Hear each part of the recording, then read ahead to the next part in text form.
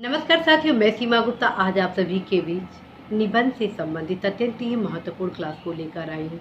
और आज की इस क्लास में मेरे द्वारा यह बताया जाना है कि निबंध की प्रस्तावना को आप कैसे लिखते हैं। जी हाँ, आप सभी युवाओं में से बहुत सारे ऐसे युवा हैं जिनका यह प्रश्न है कि निबंध की शुरुआत कैसे की जाए। प्रथम जो पैराग्राफ होता है अर्थात प्रस्तावना होता है, उसको लिखने में बहुत सारी समस्याएं हम फेस कर रहे हैं। तो उन सारी समस्याओं को दूर करने के क्रम में ही आज का क्लास आप सभी के बीच लाया गया है। तो साथियों, सबसे पहले मैं आप सभी को अवगत कराना चाहती हूँ कि यह क्लासेज जो निबंध का क्रमशः आप सभी के बीच आ रहा है, वह समीक्षा अधिकारी, सहायक समीक्षा अधिकारी, मुख्य परीक्षा के तृतीय प्रश्न पत्र हिंदी निबंध के स्पेशल क्लासेस के रूप में आप सभी के बीच है, ताकि आप सभी अवश्य अधिकतम अंक प्राप्त कर सके। उसके क्रम में आज की इस क्लास में प्रस्तावना लिखने की कला आप सभी को बताया जाना है। चूंकि आप सभी अवगत है कि समीक्षा अधिकारी, सहायक समीक्षा अधिकारी, मुख्य परीक्षा के तृतीय प्रश्न पत्र में आपको 3 निबंध लिखना है, ठीक।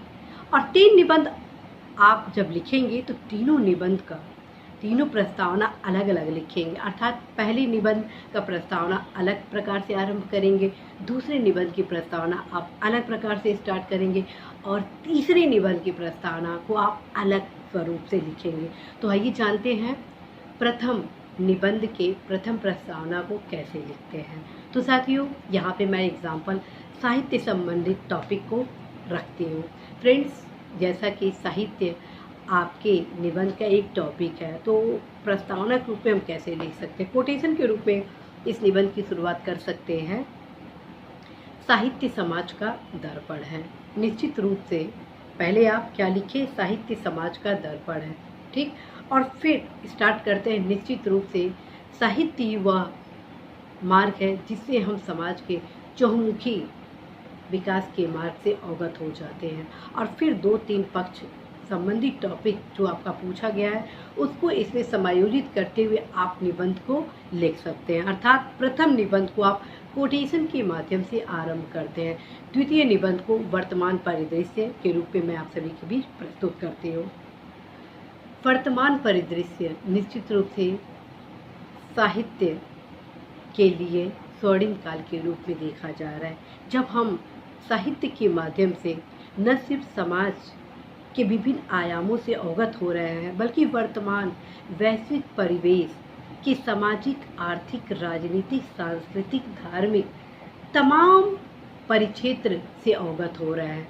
और ख़ास बात है कि आज के साहित्यकार न सिर्फ समाज के विभिन्न दृष्टिकोणों से हमें अवगत करा रहे हैं, बल्कि समस्याओं को अवगत कराने के साथ उनके निदान का भी मार्ग प्रशस्त कर रहे हैं। इस प्रकार से निश्चित रूप से साहित्य समाज के दर्पण के साथ एक कदम आगे की ओर गतिशील हो चुका है। तो साथियों, द्वितीय निबंध की शुरुआत आप इस प्रकार से कर सकते हैं। अब हम आते हैं तृतीय निबंध की शुरुआत आप कैसे करें प्रस्तावना के रूप में। तो साथियों, यदि आप साहित्य से संबंधित तृतीय निबंध लिख रहे हैं, ठीक है, या टॉप एग्जाम्पल मैं दे रही हूँ, तो कैसे स्टार्ट करेंगे।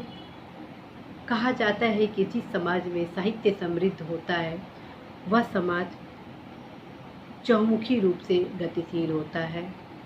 अर्थात आप इस प्रकार से अपने निबंध को शुरू कर सकते हैं। पहला जो मैं आपको प्रकार बताई वो कोटेशन के माध्यम से, द्वितीय बताई वर्तमान परिदृश्य के माध्यम से, तृतीय बताई आपको कहा जाता है। इस प्रकार से साथियों, आप निबंध की शुरुआत किसी भी टॉपिक पे कर सकते हैं। ये एग्जाम्पल जो दिया गया है साहित्य के परिक्षेत्र में दिया गया है। इसी प्रकार से साथियों, मेरे द्वारा प्रस्तावना की शुरुआत कैसे करें। शिक्षा हो, नारी हो, लोकतंत्र हो, पर्यावरण हो, आपदा प्रबंधन हो, आदि तमाम टॉपिक से रिलेटेड प्रस्तावना आप सभी के बीच पूर्व में महत्वपूर्ण क्लासेस के माध्यम से लाया गया है। अवश्य आप प्ले लिस्ट में देखें प्रस्तावना की शुरुआत कैसे करें, कैसे प्रस्तावना में अधिकतम अंक प्राप्त करें, कैसे प्रस्तावना को लिखा जाए, प्रस्तावना में वे कौन कौन से आयाम हैं जिसके अभाव में आप अधिकतम अंक नहीं प्राप्त कर सकते हैं। तो ये सारे पक्ष से रिलेटेड ऑलरेडी क्लासेस मेरे द्वारा पूर्व में ही लाए जा चुके। आज आप सभी के बीच प्रस्तावना कैसे लिखें इसके संबंध में बताया गया। और ध्यान रखें, जब आप निबंध लिखेंगे तो हेडिंग नहीं बनाएंगे प्रस्तावना, ठीक है। प्रथम जो प्रस्तावना होगा अर्थात प्रथम जो पैराग्राफ होगा वो अंडरस्टूड है कि यही आपका प्रस्तावना है, ठीक है। और प्रयास करेंगे 6 से 7 लाइन में अपने प्रस्तावना को कंप्लीट करना। फ्रेंड्स, यदि आप इन सारे आयामों का प्रयोग अपने निबंध में करते हैं तो अवश्य ही आप अधिकतम अंक प्राप्त करते हैं। तो साथियों, इसी आशा विश्वास के साथ मैं सीमा गुप्ता आज विदा लेती हूँ। निश्चित रूप से आप सभी बेहतर निबंध लेखन की प्रक्रिया को अवश्य अपनाएंगे और निश्चित रूप से आलस्य को दूर भगाएंगे और अवश्य ही सप्ताह में एक निबंध से संबंधित महत्वपूर्ण टॉपिक की तैयारी के साथ जितने भी उस टॉपिक से रिलेटेड प्रीवियस ईयर के क्वेश्चन हैं उसको देखेंगे और हर एक निबंध को 2 से 3 मिनट जरूर सोचेंगे कि इस निबंध को किस प्रकार से लिखा जाता है। उसके बाद एक निबंध का चयन करके अवश्य ही एक निबंध अवश्य ही लिखेंगे। इस प्रक्रिया को आप अपनाएंगे तो अवश्य ही आप अधिकतम अंक प्राप्त करेंगे। All the best.